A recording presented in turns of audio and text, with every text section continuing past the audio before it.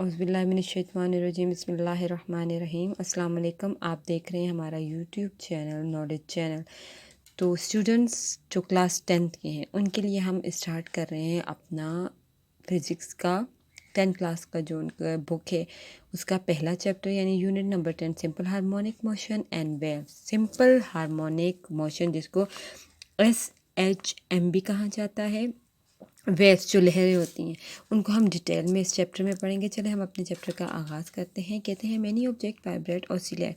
बहुत से ऑब्जेक्ट ऐसे होते हैं जो वाइब्रेट भी करते हैं और ऑसिलेट भी करते हैं, यानी अपने ही मेन पोजीशन के गिर्द इधर उधर मूव होते रहते हैं इस तरह। ठीक है, तो कहते हैं कि हमारे पास an object on the end of spring a tuning for pendulum beating of hard plastic ruler held firmly over the edge of table and gently struck the string of a guitar or a piano। तो यहाँ तक जितनी उन्होंने बात कही है वो ये है कि बहुत सी चीज़ें वाइब्रेट करती हैं। मैंने अभी आपको बताया वाइब्रेशन ऑसिलेशन एक ही सेम चीज़ का नाम है, और ये अपने मेन पोजीशन के इधर उधर यानी टू एंड फ्रो मोशन करती है, इधर उधर टू एंड फ्रो। तो वो ऑब्जेक्ट किसी स्प्रिंग से, अगर हम स्प्रिंग को लटका दें उसके नीचे हम किसी हल्के से मास को बांध दें, ठीक है, वज़न कोई भी ऑब्जेक्ट बांध दें, जब हम उसको खींचेंगे छोड़ेंगे तो वो अप एंड डाउन क्या करेगा, मूव करेगा। इसका मतलब वो ऑसिलेट कर रहा है या वाइब्रेट कर रहा है अपने मेन पोजीशन के। इसके अलावा पेंडुलम जो होता है, जिस तरह एक धागे को किसी एक सपोर्ट से बांध दें इस तरह नीचे, और उसके एक बॉब, ठीक है, उसको बॉब कहते हैं, पेंडुलम बना देते हैं उसको, ये लैब में इस्तेमाल किया जाता है। ठीक है, बॉब को बांध के जब हम इस तरह खींचेंगे तो जब छोड़ेंगे तो वो अपने इस मेन पोजीशन के गेट क्या करेगा, इधर उधर चक्कर लगाएगा, करते करते वो आहिस्ता आहिस्ता क्या हो जाएगा, स्टॉप कर देगा। जो इसको पेंडुलम कहा जाता है, यानी वो भी मेन पोजीशन के गेट क्या कर रहा है, चक्कर लगा रहा है, इधर उधर मूव कर रहा है। बीटिंग ऑफ हार्ट, जो इंसान की हार्ट बीट होती है, तो हमारी जो हार्ट है उसकी भी जो वो धड़क रहा है वो भी इस तरीके से धड़क रहा है कि अपने मेन पोजीशन के गिर्द क्या कर रहा है, टू एंड फ्रो मोशन, इधर उधर का मोशन। इसके अलावा कहते हैं प्लास्टिक रूलर जो होता है, अगर आप उसको एक टेबल के एज में यानी साइड पे, सबसे एंड साइड पे थोड़ा आधा बायर हो रूलर, ठीक है, प्लास्टिक, और वो आधा टेबल के ऊपर, जब आप उसको जेंटली उसको स्ट्रक करोगे, थोड़ा सा उसको नीचे की तरफ करोगे, तो वो अपने मेन पोजीशन के थोड़े टाइम के लिए इस तरह मूव करेगा, इस तरह। ठीक है, ये बच्चे करते रहते हैं, अक्सर आपने देखा भी होगा। और इसके अलावा कहते हैं कि हमारे पास जो स्ट्रिंग जो होते हैं, जो हम स्ट्रिंग वैसे धागे को हम जो कहते हैं, जो तारें या धागे होते हैं गिटार की तारें, ठीक है, या पियानो की, तो वो क्या करता है जब हम उसको बजाते हैं तो उसकी भी जो वो तारें होती हैं वो क्या करती हैं, इधर उधर मूव करती हैं। ठीक है, तब साउंड वाइब्रेशन उनमें होती है, तो इसलिए साउंड क्रिएट होता है। Vehicle oscillate up and down when they hit a bump. कहते हैं कोई बम्पी रोड है, या अगर आपके पास जहाँ पे अप एंड डाउन हो रही है गाड़ी, जब वो मूव करती है किसी एक बम्प से, ठीक है, तो वो क्या होता है, इस तरह ऊपर नीचे मूव करती हैं थोड़े टाइम के लिए, तो वो भी अपने मेन पोजीशन के गिर्द क्या कर रही हैं, ओसिलेट या वाइब्रेट कर रही हैं। इसके अलावा इन्होंने कहा है building and bridge vibrate during an earthquake indeed because most solid, ठीक है, most solid are elastic, they vibrate when given an impulse. कहते हैं कि हमारे पास जो बिल्डिंग्स होती हैं या ब्रिज यानी पुल जो होते हैं वो भी वाइब्रेट करते हैं किसके दौरान, earthquake. What is earthquake, earthquake कहते हैं जलजले को। जब जलजला आता है तो आपने देखा होगा बिल्डिंग इस तरह मूव करती हैं, ब्रिज इस तरह मूव कर रहे होते हैं, यानी वो अपने एक मेन पोजीशन के गिर्द क्या कर रहे हैं, वाइब्रेट कर रहे हैं। ठीक है, मेन पोजीशन, फिर मेन पोजीशन, फिर एक एक्सट्रीम, दूसरी साइड को एक्सट्रीम कहते हैं, दोनों साइडों को, जबकि सेंटर को मेन पोजीशन कहते हैं। क्या करते हैं, वाइब्रेट कर रही होती हैं।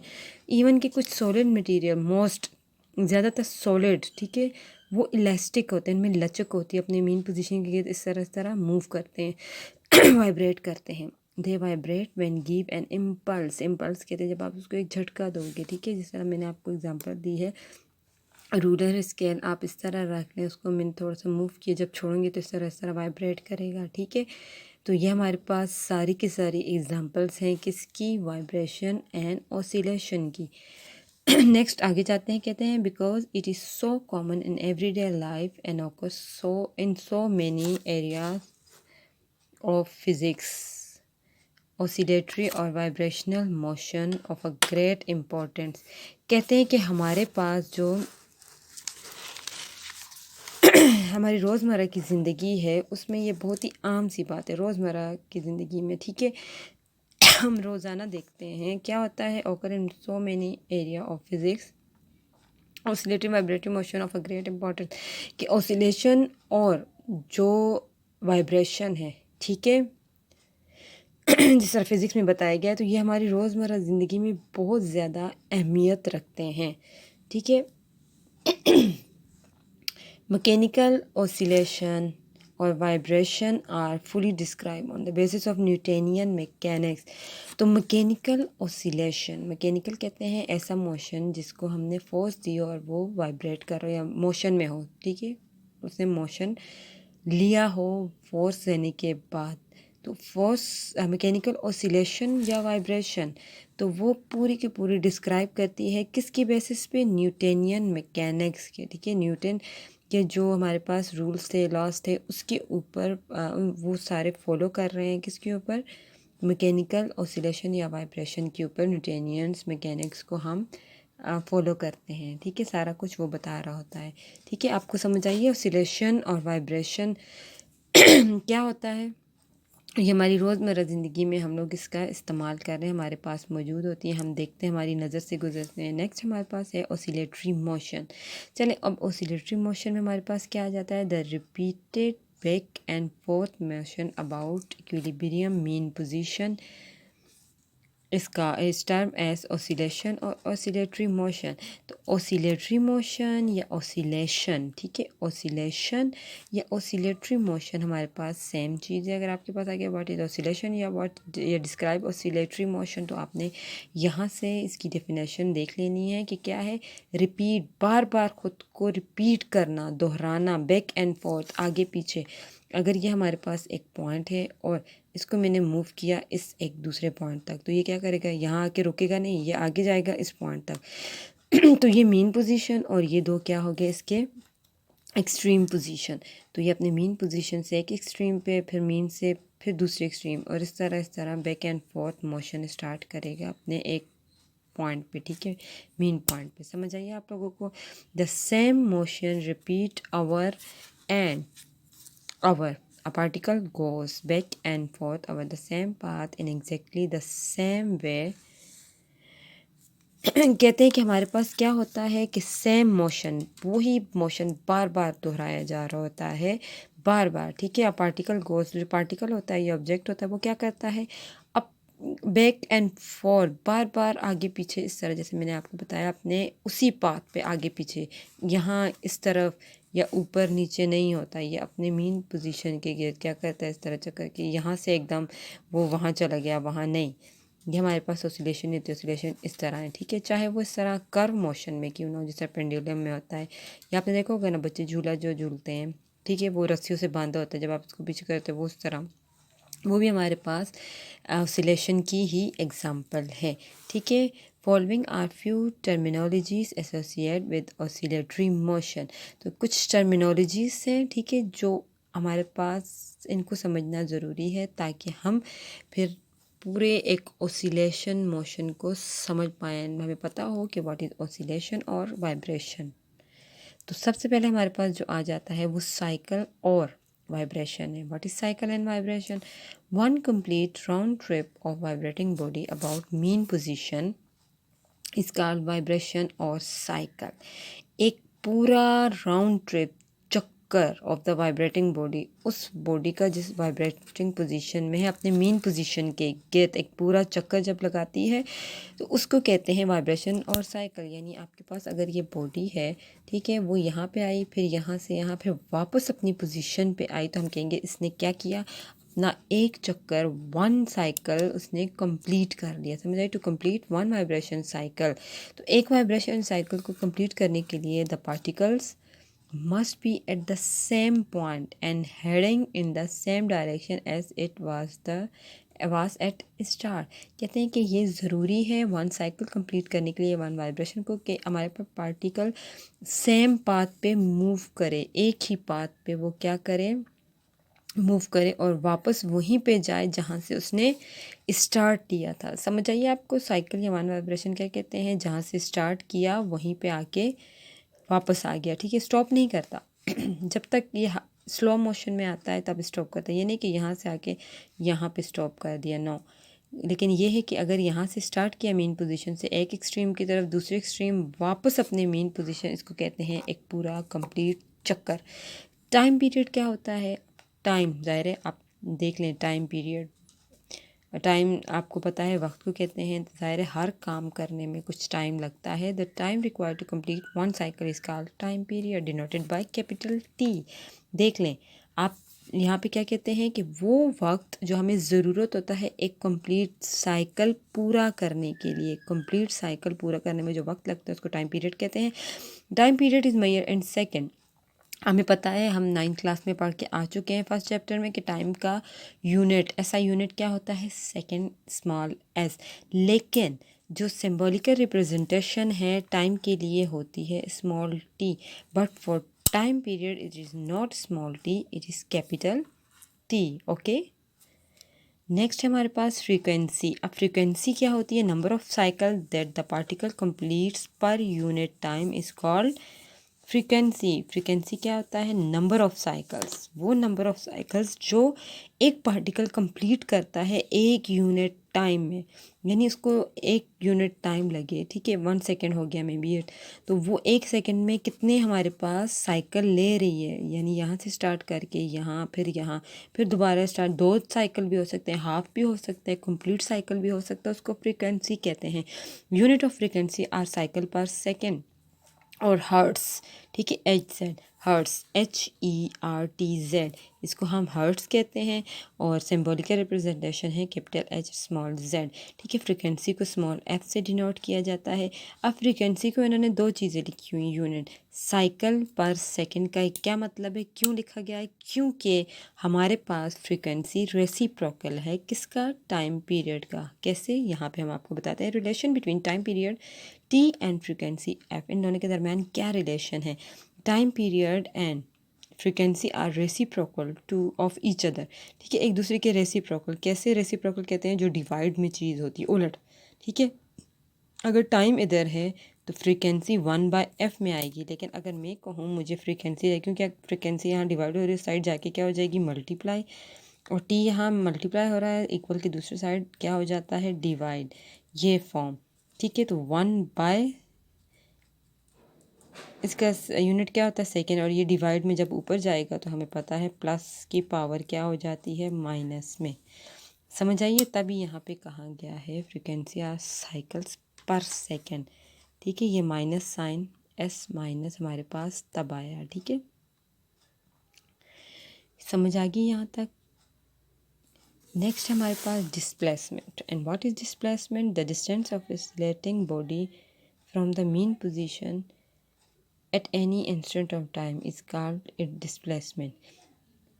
कहते हैं डिस्टेंस ऑफ ऑसिलेटिंग बॉडी, वो फासला जो बॉडी ऑसिलेशन में है, वाइब्रेशन में है, उसका फासला from mean position at any extreme position. फ़र्ज़ करें हमारे पास ये बॉडी है, ठीक है, ये यहाँ पे बॉडी है हमारे पास, इसको मैंने जब मूव किया वो अपने एक मीन एक्सट्रीम पोजीशन पे गई, ये मीन पोजीशन है, ठीक है, फिर एक्सट्रीम, फिर मीन, फिर एक्सट्रीम, ठीक है, extreme position, extreme position and equilibrium और मीन पोजीशन। अब इसको इक्विलिब्रियम क्यों कहते हैं ये भी हम आगे आपको बताएंगे नेक्स्ट टॉपिक में।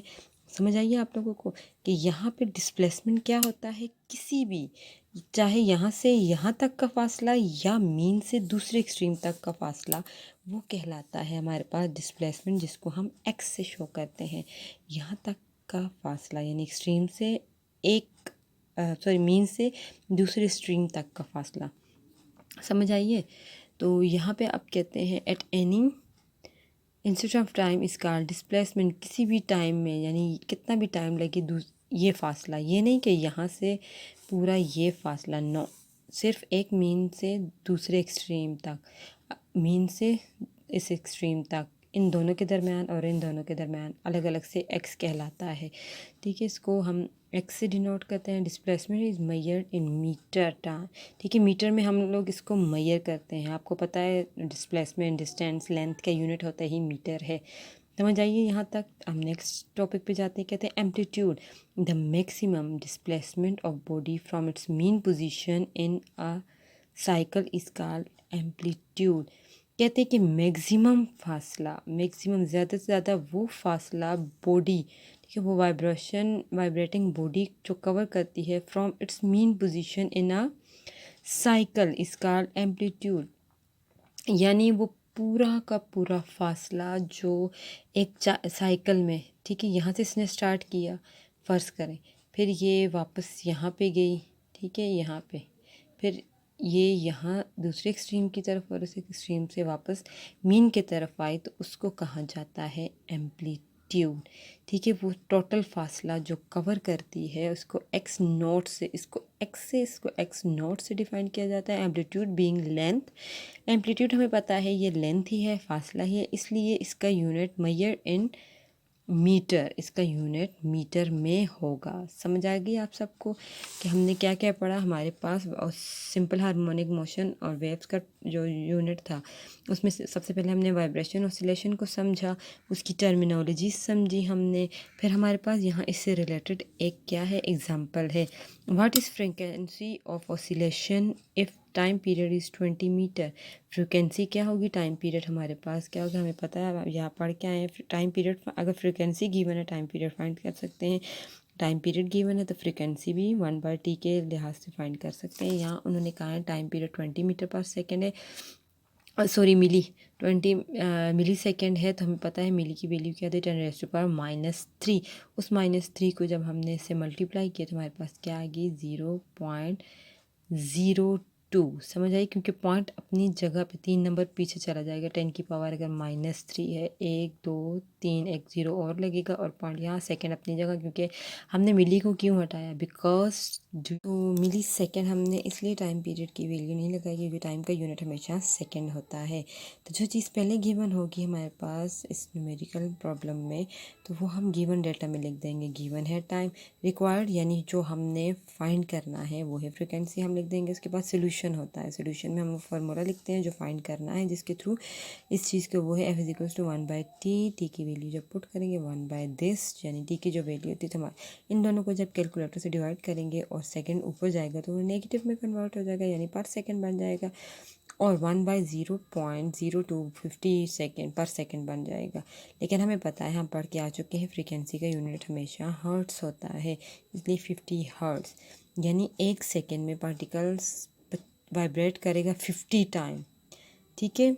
इन 1 second particle will vibrate 50 times for a time period of, जो टाइम पीरियड हमें गिवन है वो है 20 मिली सेकेंड। उसके 20 मिली सेकेंड में 50 टाइम्स वो वाइब्रेट करेगा। उसके अलावा आपके पास जो है असाइनमेंट वर्क, ये आपने खुद करना है, फिर मुझे बताना है कि क्या आपसे ये हल हुआ है कि नहीं। When an object oscillate with frequency अब गिवन है, ये गिवन डाटा में आएगी 0.5 हर्ट्ज, जबकि हमारे पास फाइंड करना है टाइम पीरियड। रिक्वायर्ड में आ जाएगा capital T time period. Solution में आपने ये फार्मूला लिखना है, T = 1/f, और f की जगह 0.5 हर्ट्ज पुट कर देना है। जब ये दोनों डिवाइड होंगे जो भी आंसर आएगा वो सेकंड में, बिकॉज टाइम का यूनिट है सेकंड। उम्मीद करती हूँ आपको ये सब समझ आया होगा। अगर आपको इस चीज़ की समझ नहीं आया, आप मुझे क्वेश्चन कर सकते हैं फिज़िक्स के बारे में, इवन 9th क्लास के बारे में, इवन किसी और टॉपिक के बारे में आप मुझे सवाल कर सकते हैं फ़िज़िक्स के रिलेटेड। तो फिज़िक्स मुश्किल नहीं है, उसको समझना है। जस्ट छोटे छोटे जो हम मेथड यूज़ करते हैं उसके कॉन्सेप्ट को हम क्लियर होना चाहिए, तब आपको जो फिज़िक्स का कॉन्सेप्ट है वो आपको समझ आएगा, ठीक है। उम्मीद करती हूँ आपको सारी समझ आई होगी। अगर आपके कोई सवालात हैं तो आप बेशक मुझसे पूछ सकते हैं। मैं ऑनलाइन क्लासेस भी लेती हूँ। अगर किसी बच्ची ने ऑनलाइन क्लासेस के थ्रू पढ़ना है मुझसे फ़िज़िक्स 9 10 की, तो उम्मीद करती हूँ आप लोगों को मेरा जो लेक्चर है वो अगर समझ आई है, अच्छा लगा, तो आप मुझसे रब्ता कर सकते हैं। ऑनलाइन क्लासेस के लिए भी मैं ऑनलाइन क्लासेस ना सिर्फ पाकिस्तान में, बैरून मुल्क तक भी हम अपनी ऑनलाइन क्लासेस को जारी रखते हैं। इवन जो छोटे बच्चे हैं वो साइंस सब्जेक्ट, मैथ सब्जेक्ट के बारे में अगर कुछ पढ़ना चाहते हैं, समझना चाहते हैं, तो हम वो भी आप लोगों को पढ़ा सकते हैं। चलें जी, सब्सक्राइब ज़रूर कीजिएगा हमारे चैनल को, लाइक भी तो चलें जी, शुक्रिया।